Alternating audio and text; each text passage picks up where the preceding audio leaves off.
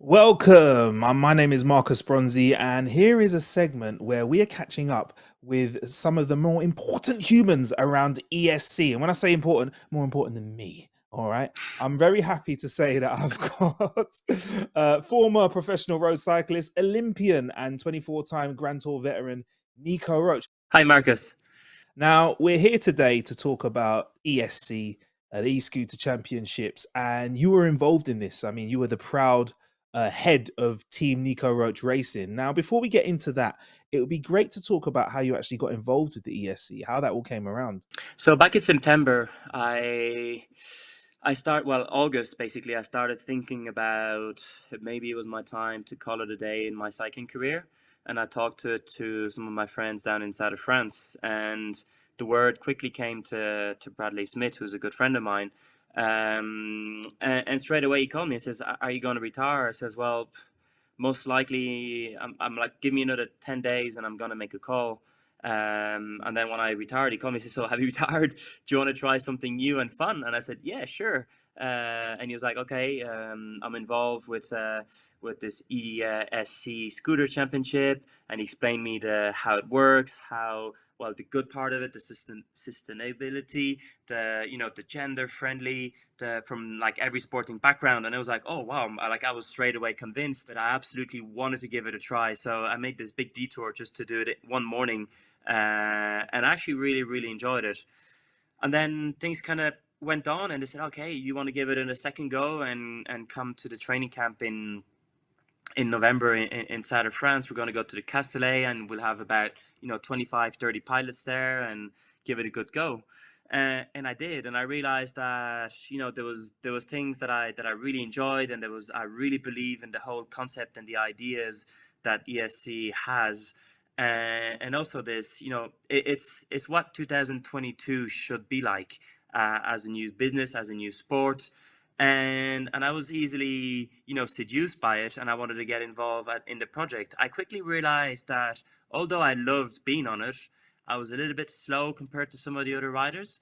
And moreover, after being through so many crashes in my career, I was like, do I really want to take more risk again? Because it is a pretty tough and challenging sport. And I don't know if everyone's seen some of the replay actions of the first event in London. It's pretty physical, and they go for it. And I was kind of not ready to go for that again. I sat down with Khalil, one of the CEOs and founder, and I says, "Let's try and see how I can get involved, because I really believe in this project." Now, speaking about your team, you've got a very interesting mix of riders, and you did mention diversity before. But before we get into that a bit more, can you tell us why you've selected this such an interesting range of riders, and maybe this is perchance why you're doing so well? I think, for me, it was important to get involved in the sport. And if I was going to get involved in the sport, it was because of those values. And it was really important to have a competitive woman in my team.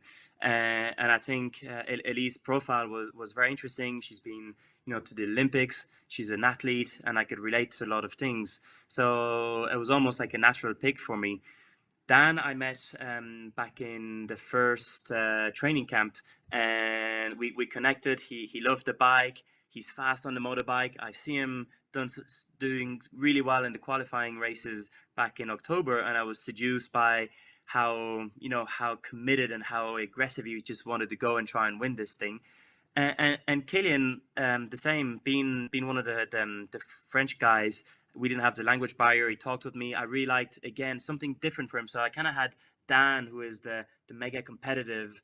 Elise, who's competitive in her segment and who has everything to prove in ESC, and you can see how much she wants to progress and get involved in the sport. And then you had Killian, who is a bit the freestyler, crazy guy in the middle, who just brings up this really good vibe, and also comes from an e-scooter background, which I think was quite interesting to have. So it's real balance in the team. Is there any pressure on your team now? You've had a taste of the podium through Dan, and you're at the top standings right now when it comes to the teams. Of course, when you're at the top, you don't want to go down, and it's hard to stay up there. So yes, it's been an incredible second and fourth place, and that put us straight up onto the leaderboard in the teams.